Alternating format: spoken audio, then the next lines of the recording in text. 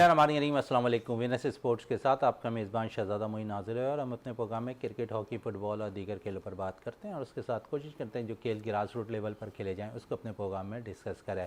पाकिस्तान और न्यूजीलैंड के दरमियान T20 सीरीज़ जारी है, जहाँ पर दूसरे T20 में भी पाकिस्तान को 21 रन से शिकस्त हुई है और यहाँ पर हमने देखा कि बाकायदा तौर पर बाबर आजम एक दफ़ा फिर उम्दा इनिंग खेलने में कामयाब हुए। फ़खर जमान ने बड़ी ज़बरदस्त बैटिंग का मुजाहरा किया, लेकिन 195 रन का जो टारगेट था पाकिस्तान अबूर करने में नाकाम हुआ। पाकिस्तान की बॉलिंग एक दफ़ा फिर फ्लॉप होती दिखाई दी। गो के पाकिस्तान टीम ने इस मैच में कोई तब्दीली नहीं की थी, लेकिन मुसलसल 2 मैचेज़ में नाकाम होने वाले आज़म खान, जिन्होंने पहले मैच में भी 10 रन स्कोर किया और दूसरे मैच में भी वो नाकाम नजर आए। और उसके साथ साथ पाकिस्तान के ओपनर साइम अयूब जो अपना पहला सीरीज़ गैर मुल्की दौरे पे करते हुए दिखाई दे रहे थे और पहले मैच में उन्होंने बड़ा मुतासर किया था, लेकिन दूसरे मैच में हमने देखा कि वो नाकाम होते हुए दिखाई दिए। गो के अगर हम देखें तो डग आउट पे बैठे हुए खिलाड़ी, क्योंकि नौजवान खिलाड़ी जिन्होंने नेशनल T20 में बड़ी ज़बरदस्त परफॉर्मेंस दी थी, वो टीम के साथ मुंसलिक हैं, तो उन्हें उम्मीद है कि तीसरे T20 मैच में जो है उन्हें मौका फराहम किया जाएगा। दूसरी तरफ अगर हम देखें तो कराची में मुख्तलिफ खेलों की सरगर्मियाँ भी इस वक्त जारी है। मुख्तलिफ स्कूलों में हम देख रहे हैं कि वहाँ पर भी स्पोर्ट फेस्टिवल का इनेकाद हो रहा है। उन सारी सूरत हाल पे बात करेंगे अपने शो के अंदर और हमारे साथ इस वक्त मौजूद है हमारे साथी स्पोर्ट्स एनालिस्ट हैं जावेद इकबाल भट्टी साहब है हमारे साथ मौजूद हैं और उनके साथ साथ सुंदस मोबिन हमारे साथ यहाँ पर मौजूद हैं जो तीरंदाजी के प्लेयर हैं। तो यकीनन आज हम खेलों में जो हम मुख्तलिफ ग्रास रूट लेवल की बात करते हैं उसमें तीरंदाजी के हवाले से भी बात करेंगे अपने शो के अंदर। तो सबसे पहले जावेद इकबाल भट्टी की तरफ चलते हैं। जावेद साहब, पाकिस्तान को मुसलसल दूसरे T20 में शिकस्त हुई और हमने देखा कि जहां से सिलसिला जोड़ा हुआ है पाकिस्तान ने शिकस्तों का, और हम ऑस्ट्रेलिया में भी 3 टेस्ट मैचेस में भी हमें वाइट वॉश होना पड़ा, फिर न्यूजीलैंड में भी हम 2 T20 मैच हार गया। हालांकि देखा जाए तो हम न्यूजीलैंड पर T20 में बहुत ज़्यादा सबकत रखते हैं, लेकिन इस वक्त ऐसा लगता है कि न्यूजीलैंड के लिए T20 टीम पाकिस्तानी टीम पे हावी है। तीसरा T20 खेला जाना है, लेकिन उससे कबल है केन विलियमसन है जो न्यूजीलैंड के बाकायदा तो बड़े ज़बरदस्त बैटिंग दोनों मैचेस में करते दिखाई दिया, वो अनफिट हो गए। तो पाकिस्तान को तीसरे T20 में लगता है कि थोड़ा सा एडवांटेज हासिल होगा केन विलियमसन के ना होने से। बहुत शुक्रिया मोइन भाई। पाकिस्तान की टीम जो है ना वो शिकस्तें जो है उनसे पीछा छुड़ाने में अभी तक कामयाब नहीं हुई। जिस तरीके से आपने इंट्रो में कहा ऑस्ट्रेलिया से जो हमारा पीछा कर रही हैं शिकस्तें, वो न्यूजीलैंड में भी सेम वही जो रिज़ल्ट आ रहा है। पाकिस्तान टीम कोशिश तो कर रही है, लेकिन नया कम्बिनेशन बनाया और आपने नया साइम अयूब को चांस दिया, उसने पहले मैच में अच्छा खेला है। रिजवान की उसकी जोड़ी, आप सब इस पे तनकीद करते थे, हम तनकीद करते थे कि ये स्लो रन रेट से बनाते हैं। मोहम्मद हफीज़ जो है वो टीवी पे बैठकर बहुत बातें करते थे कि भाई ये जो जोड़ी है इनका स्ट्राइक रेट बेहतर नहीं है, इनमें तेज़ खेलना चाहिए। तो ये करते करते देखें हफीज़ भाई टीवी पे बैठ के जो बातें करते, देखें दुनिया में सबसे आसान काम है किसी पर तनकीद करना। आप तनकीद वो टीवी पे बैठ के भी कर सकते हैं, आप अपने लैपटॉप पे बैठ के भी कर सकते हैं, या अपने कलम की ताकत से भी कर सकते हैं। आजकल मीडिया बहुत फास्ट है। देखें जब आप ग्राउंड में जाते, देखें आप हफीज़ भाई इतनी वो बातें करते थे कि इससे ओपनर भेज दो, इसे वन डाउन कर दो, इससे बॉलिंग ना कराओ, इस स्पिनर को डाल दो। अब जब उनको ये चार्ज मिल गया, हेड ऑफ द डिपार्ट लग गए, अब जो है हफीज़ भाई खुद मैं समझ रहा हूँ कि वो परेशान होंगे कि यार टीवी पे बैठ पे कि तुम बड़े बड़े दावे कर रहा था। लेकिन हफीज साहब तो अब खिलाड़ी सीनियर खिलाड़ियों को भी बड़ी तंबी करते नजर आ रहे हैं। उनको बाकायदा ट्रेनिंग सेशन हो या फिर वो रेस्ट कर रहे हो खिलाड़ी, वहां पर भी तनकीद का निशाना बनाते दिखाई दे रहे हैं मोहम्मद हफीज है सीनियर क्रिकेटर्स को, ये भी खबरें अब आ रही हैं। ये भाई देखें मैंने आपको पहले भी हम या इसी प्लेटफॉर्म से बात कर चुके हैं कि देखें ये वो प्लेयर्स हैं जो 5 से 6 प्लेयर ऐसे हैं जो हफीज़ जिनके साथ खुद खेलते थे। हमारे चीफ सेलेक्टर वहाब रियाज साहब है, वो खुद इसी टीम का हिस्सा होते थे। अब उन्हें ये ओहदे मिल गए, डायरेक्टर हफीज़ भाई बन गए, चीफ सेलेक्टर हमारे रियाज बन गया। तो मकसद कहने का ये जो थोड़ा सा गैप है ना, गैप थोड़ा सा ज्यादा होना चाहिए। हम ये चाह रहे हैं कि ठीक है क्रिकेट को क्रिकेटर ही चलाएं, लेकिन ये थोड़ा सा और इसमें गैप होता तो सीनियर और जूनियर में थोड़ा सा ये मतलब कुछ क्रिकेटर ऐसे हैं वो तो अपने आप को बराबर समझते हैं। अब हफीज सुना है कि वहां बेजा सख्तियां, बेजा डांट डपट, तो ये क्रिकेटर भी ज़्यादा हसास होते हैं, जाहिर है वो भी चाहते हैं कि हम जिस मकाम पर हैं ये हमारे साथ ही हो तभी। तो मुझे लग रहा है ये जो गैप आ रहा है ना, इसकी वजह से मसाइल हो रहे हैं और इंशाल्लाह टीम क्लिक कर जाएगी जिस दिन हमारे बॉलर्स को समझ आ गई कि भाई देखिए हमारी टीम पहली अगर हम बॉलिंग करते हैं तो हमेशा से 60-70 160-70 के अंदर जो है हम रोक लेते थे। कभी होता था शादोनाथ 200 रन लग जाए, तो जब ये 200 रन का टारगेट होगा तो हमारी टीम जो है उसके पीछे नहीं जा सकती। नजर आ रहा है बाहर के मुल्कों में जो फास्ट विकेट हैं उनके बॉलर देखें 4-4 आउट कर रहे हैं और हमारे फिनिशर बाबर आजम ने गो के 66 रन बनाए, फखर ने तेज 200 के स्ट्राइक रेट से 25 पे 50 कर दिए। जब फखर और बाबर की पार्टनरशिप 87 की चल रही थी तो लग रहा था कि हम मैच में आ गए हैं और मैच हमारी गिरफ्त में आ गया है, लेकिन उसके बाद देखें जिस तरीके से फखर आउट हुआ है और फिर बाबर भी फिनिश नहीं कर पाया। और अब जब ऐसे T20 मैच में हादसा यानी कि दूसरा T20 आपको पहले ही एक लॉस में जा रहे हैं और फिर आपके बैट्समैन सिर्फ उसके बाद शाहीन ने 22 किए, बकाया कोई डबल फिगर में भी नहीं किया, तो आपको नीचे थोड़ी शफलिंग करनी होगी। अच्छा, शफलिंग की बात कर रहे हैं, डग आउट पे बैठे हुए हसीबुल्ला मौजूद हैं, नेशनल T20 में उम्दा रन करने वाले साहबजादा फरहान मौजूद हैं, और आजम खान मुसलसल 2 मैचेस में नाकाम हो गए। तीसरा मैच में आप कैसा देखते हैं कि चांस मिलता दिखाई दे रहा है इन दो में से किसी एक बैटर्स को आजम खान की जगह, या फिर हम आजम खान के साथ ही जाएंगे तीसरे मैच में? मोहन भाई देखिए बात वही है ना, हम नया जब प्लेयर आता है ना हम एकदम उसको सर पे चढ़ा देते हैं, बिल्कुल उसके कलाबे बड़े बड़े प्लेयर से मिलाना शुरू कर देते हैं। ये जो है ये नुकसान है। जिस तरीके से हम ही बातें करते थे सायम अयूब के बारे में कि हमें इतना बेहतरीन बैट्समैन मिल गया है, बहुत जबरदस्त शॉट खेलता है, देखिए पहले मैच में जिस शॉट पे आउट हुए उसके बाद दूसरे मैच में टीम साउथी ने वही फील्डर लिया और वही शॉट खेलते हुए आउट हो गया। तो चांस तो देखें अगर आपने उनको चांस दिया है तो चांस जो बैठे हसीब बैठा हुआ है उसे भी चांस, साहबजादा फरहान सबसे ज्यादा रन करने वाला है, उसे भी चांस देना चाहिए। मैं चाहूंगा कि इन दोनों को कम अज कम इफ्तिखार अहमद को एक मैच के लिए रिलैक्स दें और लेकर आए। आजम खान को अभी ना छेड़ें क्योंकि आजम खान जो है वो कीपिंग बहुत शानदार कर रहा है, नो डाउट, इसमें कोई दो राय नहीं। जिस तरीके से उसने दोनों मैचेस में कीपिंग की है वो नजर आ रहा था, तो आजम खान का बनता है आजम खान को तो एक और चांस देना चाहिए, आजम को एक और चांस मिलना चाहिए। सुंदस मोबिन हमारे साथ मौजूद हैं। सुंदस है, तीर अंदाजी में क्योंकि आप बाकायदा तौर पर सिखाती भी हैं, तो ऐसा लगता है कि तीर अंदाजी का खेल अब पाकिस्तान में जो मकबूल हो रहा है, साथ साथ खवातीन बहुत ज़्यादा खेल रही हैं, इस पर क्या कहेंगी? अस्सलामु अलैकुम। जी बिल्कुल, ख़वातीन का बहुत ज़्यादा रुझान इस साइड पे गेम में आया है और बानिस्बत दूसरे गेमों के, क्योंकि इसके जो हैं बेसिकली बहुत ज़्यादा जो है क्लब्स ओपन हो चुके हैं कराची में और जो कि बहुत अच्छा और बहुत पॉजिटिव काम कर रहे हैं। अब नेशनल यानी गर्ल्स के अगर हवाले से या जो हमारी 14 अबव ईयर्स जो फीमेल्स हैं उनके हवाले से अगर बात की जाए तो उनके लिए स्पोर्ट्स में कहीं इन रहना बहुत मुश्किल होता है, लेकिन आर्चरी वाहिद ऐसा गेम है जिसके अंदर जो अडल्ट एज की जो फीमेल्स हैं वो ईजिली आके परफॉर्मेंस कर दिखा सकते हैं। अब हम देखते हैं कि स्कूलों में भी जो जितनी भी स्पोर्ट्स है उनकी जो एक्टिविटीज़ होती है, स्पोर्ट्स फेस्टिवल होता है, उनका तीर अंदाजी का खेल है जो अब शामिल किया जाता है, क्योंकि बेशक इसके सामान महंगे हैं लेकिन किसी ना किसी तरह स्कूल उसे एडजस्ट करता है और अपने स्पोर्ट्स वीक जो स्पोर्ट फेस्टिवल वो मना रहे होते हैं उसमें भी शामिल किया जाता है इस खेल को। जी, स्कूल्स ग्राउंड रूट्स लेवल पे जो स्कूल्स इसकी परफॉर्मेंस दिखा रहे हैं या इसे शामिल कर रहे हैं, आया है तो बहुत अच्छा, लेकिन ये सेफ़ नहीं है इतने बड़े प्लेटफॉर्म पे खेलना, क्योंकि इसके लिए ना सेफ्टी पहले हमारे लिए इम्पॉर्टेंट होती है। जहां हम देखते हैं ना अदर्स गेम्स जो है खेले जा रहे हैं, तो जहां हम आर्चरी खेलते हैं वहाँ पे हमें जो है बिल्कुल इन्वायरमेंट जो है सेफ चाहिए, वो हमें स्कूल्स लेवल पे नहीं अभी प्रोवाइड किया जा रहा है। तो अभी इसको जो है कहना चाहिए अगर हम ये गेम स्कूल लेवल पे करवाने हैं तो इसके लिए बस 1 डे सिर्फ आर्चरी के लिए रखा जाए तो ज़्यादा बेनिफिट है इसका। जावेद इकबाल भट्टी साहब है, बात अगर हम कर लें पाकिस्तान के मिडिल ऑर्डर के साथ साथ स्पिन अटैक की भी, तो उसामा बिन को मुसलसल 2 मैचेस में चांस दे दिया। पहले मैच में वो बुरी तरह वो नाकाम हुए हैं और फिर दूसरे मैच में भी वो खातिर खा कारकर्दगी नहीं दिखा सके। तो आप समझ रहे हैं कि मोहम्मद नवाज डग आउट पर बैठे हुए हैं, तीसरे T20 में उन्हें भी मौका फराहम कर देना चाहिए। अगर देखें तो स्पेशलिस्ट के तौर पर जो है मोहम्मद नवाज T20 के समझे जाते हैं।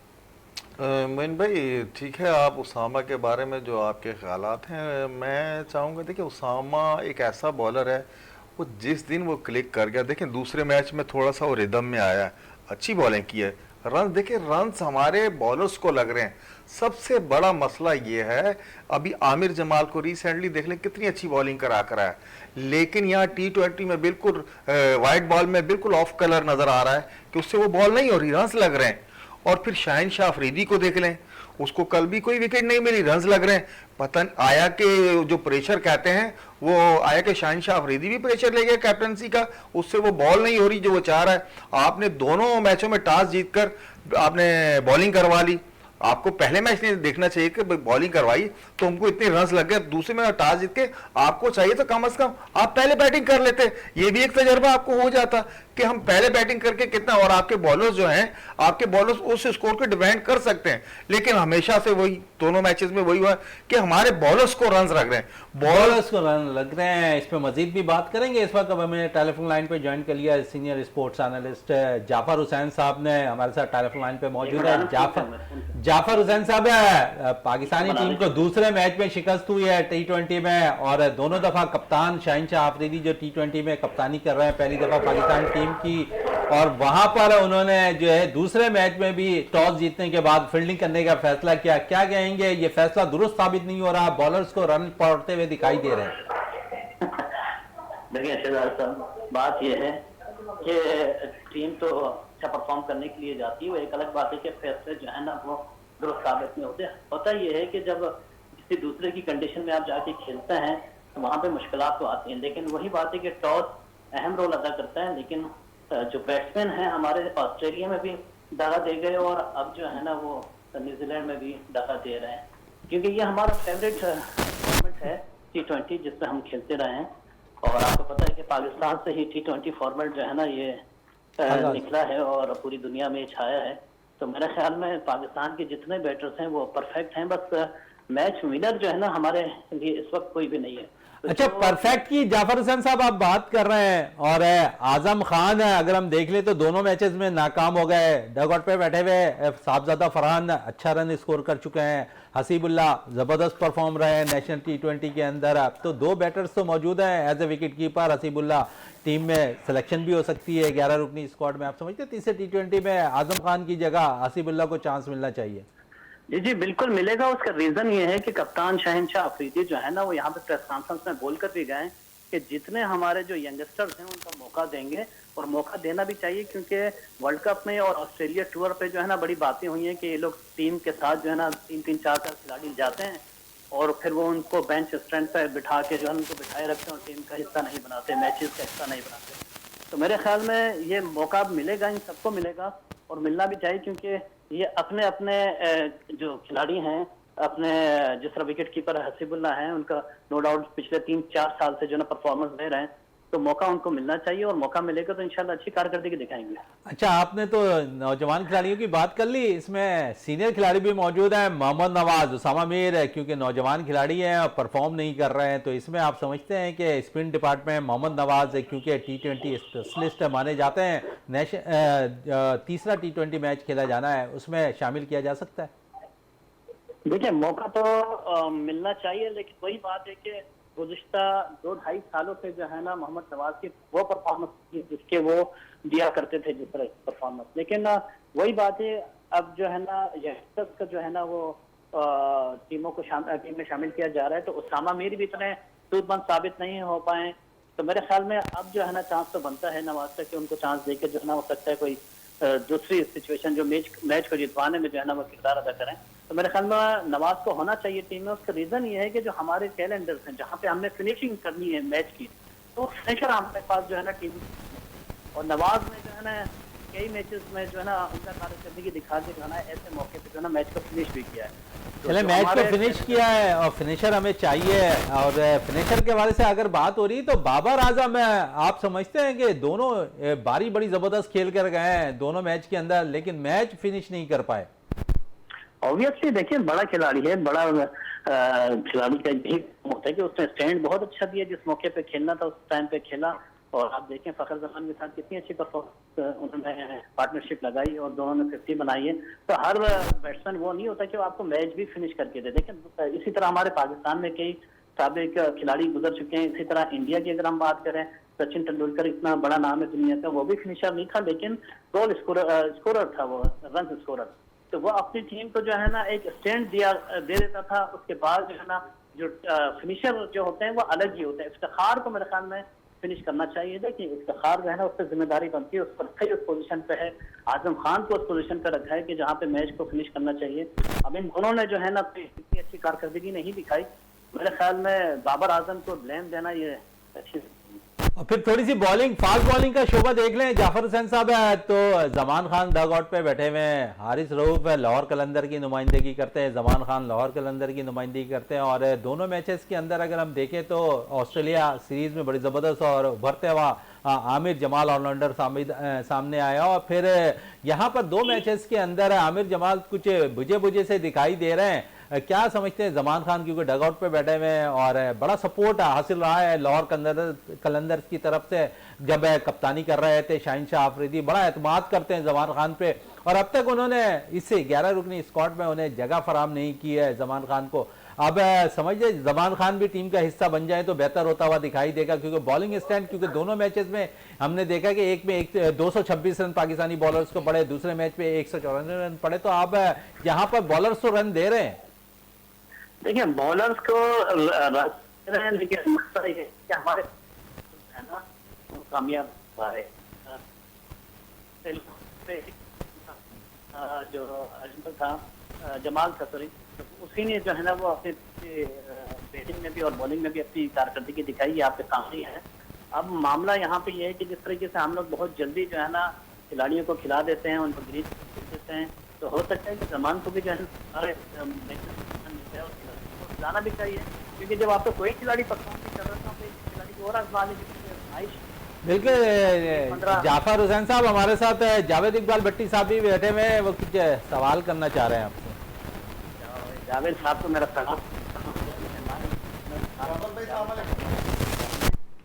जी जी जाफर भाई मैं आपसे ये सवाल कर रहा था, इसको डिस्कस किया, आप नहीं समझते इसका असर रिजवान की परफॉर्मेंस पे भी पड़ रहा है और थ्रू आउट जो हमारा जो स्कोर लगता है उस पर थोड़ी सी आप रोशनी डालेंगे। और जिस तरीके से आप कह रहे थे कि उसको नवाज को चांस दिया जाना चाहिए, यार आप कितने चांस देंगे उसको नवाज को? आप उसामा से ही गए, उसामा क्लिक कर जाएगा। बिल्कुल जावेद साहब, इस वक्त शायद कोई फनी खराबी के बाइस है जाफर हुसैन से हमारा राब्ता जो है मुनक़ता हो गया है। सुंदस की तरफ चलते हैं। सुंदस है क्या कहेगी, क्योंकि हमने स्कूलों की बात कर ली है और यूनिवर्सिटी लेवल पर भी तीरंदाजी के खेल खेला जा रहा है और कराची यूनिवर्सिटी में बाकायदा तौर पर अब इसकी ट्रेनिंग भी होती हुई दिखाई दे रही है। तो इसमें कितने, क्योंकि हम देखते हैं कि अब वालिदैन भी अपने बच्चों को लेकर आ रहे हैं इस गेम के लिए। जी बिल्कुल, यूनिवर्सिटीज़ में तो ये कोविड के बाद से ही स्टार्ट हुए हुए हैं और काफ़ी अच्छी पिच जो है इन लोगों ने अपनी कहने चाहिए पिक कर चुके हैं। आर्चरी के लेवल के हवाले से बोलूँ, यूनिवर्सिटीज़ हो गई, कॉलेजेस हो गए, इवन स्कूल्स हो गए, जहाँ इन्वायरमेंट पॉसिबल है वहाँ पे आर्चरी बहुत अच्छी तरीके से करवाई जा रही है। लेकिन जहाँ हर जगह पे ऐसी फैसिलिटीज़ प्रोवाइड नहीं की जाती ना होती है जहाँ आर्चरी जैसा सेटअप हम अरेंज कर सकें। और मेन चीज़ आती है इसके हवाले से फिटनेस, और जो दीगर जो हमारे पास प्लेयर्स आ रहे हैं वो इसे कितना कंटिन्यू कर सकते हैं। गेम स्टार्ट करना बड़ी बात नहीं है, इसे कंटिन्यू मुस्तकिल उसमें इन रहना बहुत बड़ी बात होती है। फैसिलिटीज़ हमारे पास हैं, यूनिवर्सिटी अगर लेवल पे देखें तो वहाँ पे सिर्फ हमारे पास स्टूडेंट्स हैं, आउटडोर बच्चे हैं जो खेलना चाहते हैं। हमें उनके लिए अब जो है न्यू स्टेप लेना चाहिए। ग्रास लेवल की आप बात कर रही हैं, बिगनर्स कर लें क्योंकि इनका बहुत ज़्यादा महंगा भी होता है। पाकिस्तान के अंदर भी इसकी बाकायदा तौर पर अब मेरा ख्याल में सामान मिलते दिखाई दे रहे हैं कुछ कम रेट्स के ऊपर। तो बिगनर्स के लिए तो सूदमंद साबित हो सकते हैं, लेकिन जो खिलाड़ी बनना चाहता है शायद उसके लिए वो जो सामान है नहीं है, क्योंकि वो अगर प्रोफेशनली तौर पर वो किसी शिरकत करना है उसने, तो शायद उस जो सामान है उससे वो बेहतर फराहम ना कर सके। जी बिल्कुल, आपकी बात सही है, क्योंकि प्रोफेशनल बोर्ड हमारे पास वो हो या कहना चाहिए एडवांस हो, वो हम लोग अभी तक बाहर से ही हम लोग उसे परचेज कर रहे हैं। अभी तक पास की इंडस्ट्री नहीं है। जो लोग बना भी रहे हैं क्वालिटी में हमें प्रोवाइड कर रहे हैं जो हमें है। अब अगर फॉर एग्जांपल उसे लो प्राइस पे प्रोवाइड कर रहे हैं, मेन चीज वो परफॉर्मेंस, वो जो इंटरनेशनल लेवल पे खेलने वाला बच्चा बिगिनर ही सही लेकिन परफॉर्मेंस दिखा सकता है, इम्पोर्टेंट ये होता है। अब चंद आवाज हम अगर ये बिगिनर्स बच्चों को सिर्फ ये बेट कर दी जाए, ये तो सरासर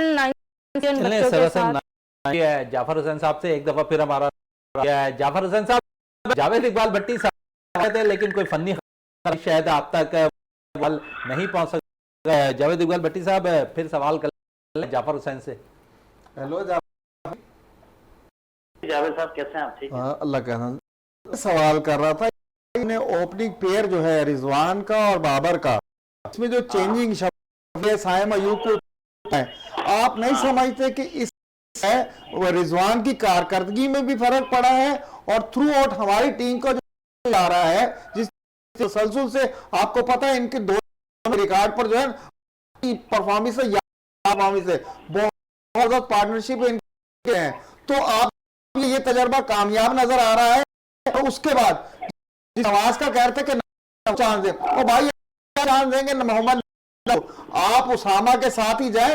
उसामा ने दूसरे मैच में अच्छी बॉलिंग और इंशाल्लाह और करेगा, आप ग्रूम तो करने दें उसे, आप कितने नवाज को है। आपकी बात दुरुस्त है कि जिस तरीके से आपने कहा कि बाबर और रिजवान जो हैं उन्होंने बड़ा अच्छा स्टैंड दिया था 2 सालों से 2.5 सालों से, लेकिन ये कि जो ओपनिंग किया था वो ज्यादातर इनके बड़े सगीर आपके एशियाई ज्यादातर मैचेस, लेकिन अब जो है वो कंडीशन बिल्कुल मुख्तलिफ है। आपके सामने है कि जिस तरीके से ऑस्ट्रेलिया और न्यूजीलैंड के विकेटों पर खेला जाता है बड़ा मुश्किल होता है। और ये भी चीजें होती हैं कि क्योंकि वो ओपनर तो है नहीं, अगर जेन्युइन ओपनर कहा जा सकता था कि जेन्युइन ओपनर है और वह हर कंडीशन में खेल सकते, तो एशियाई विकेटों का सिलसिला चल जाता है ना, जहाँ पे आपकी हो जाती है, जहाँ पे कंडीशन चेंज हो जाती है वहाँ है टाइम। अगर आप बात कर रहे हैं तो ओपनर है, खेलता भी ओपनर रहा है, तो मेरे ख्याल में वो ज्यादा बेस्ट है।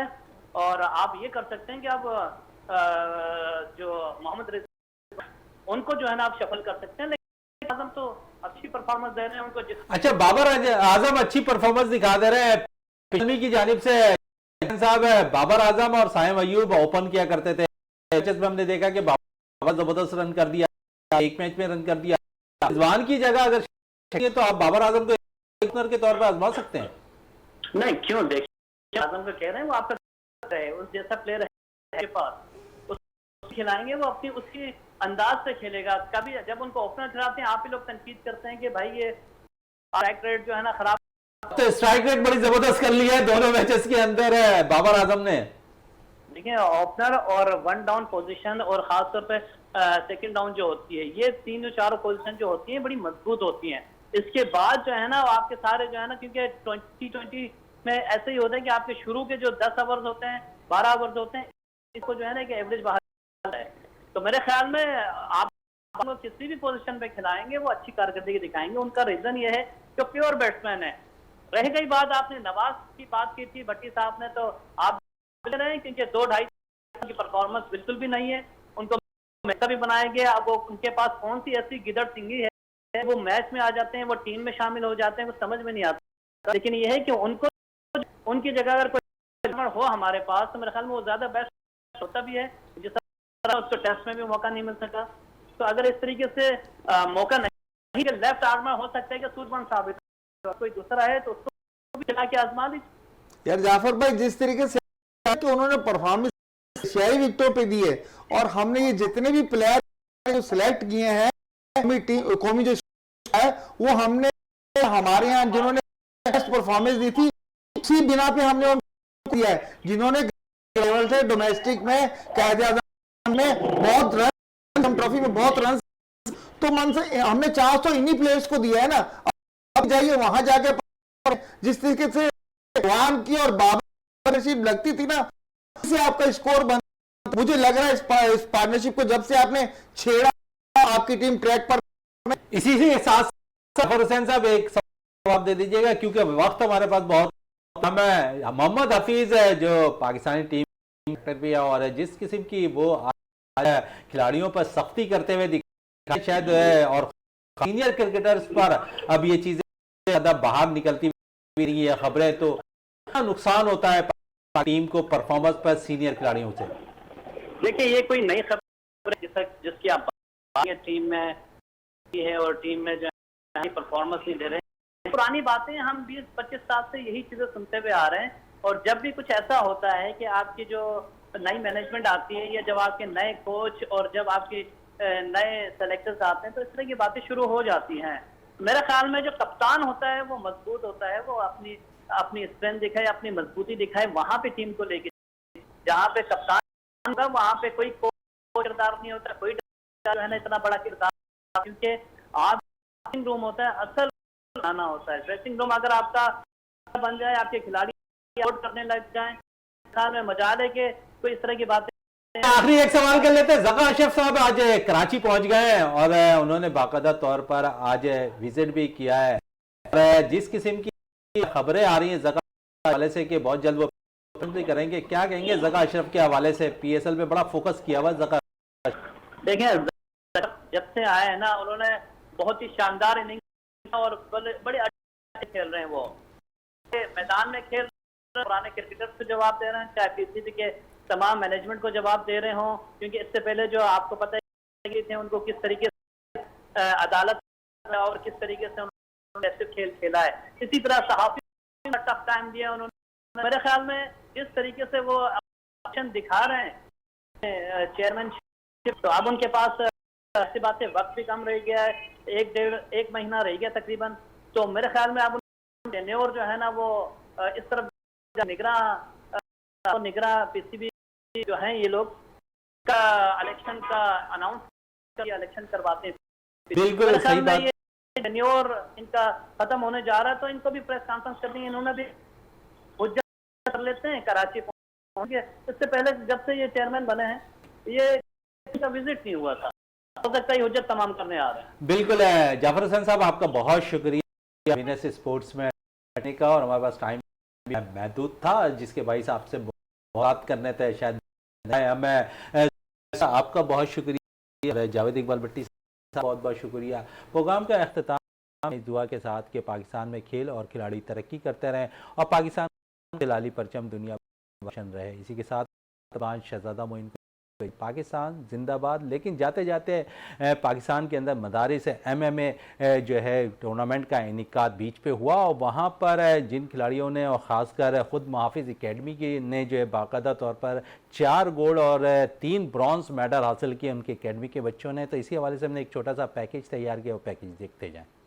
MMA खेल बड़ा मशहूर है, लेकिन इसकी जस्तजू के लिए हम जहाँ देखते हैं कि मुख्तलिफ प्राइवेट स्कूल अपना किरदार अदा करते हैं, तो वहाँ पर मदारिस भी बड़ा अहम किरदार अदा कर रहे हैं इस गेम में। और हमारे साथ इस वक्त मौजूद हैं मदारिस के वो बच्चे जिन्होंने MMA फाइट में जो है बाकायदा तौर पर 4 गोल्ड और 3 मेडल हासिल किए हैं, वो खिलाड़ी भी हमारे साथ हैं। लेकिन इन खिलाड़ियों को सबसे पहले इंट्रोड्यूस किसने कराया, हम पहले आपसे उनकी बात करें। उमर हसन साहब हमारे साथ हैं। उमर साहब, बड़ा किरदार आपका रहा है इन बच्चों के लिए, मदारिस के लिए बड़ा ज़बरदस्त आपने स्टेप लिया और उन खेलों की प्रमोशन MMA फाइट के लिए तैयार किया। क्या कहेंगे और किस तरह ये जहन में आया आपके कि मदारिस के बच्चों को लेके चले MMA में, और ये बच्चे ने मायूस नहीं किया?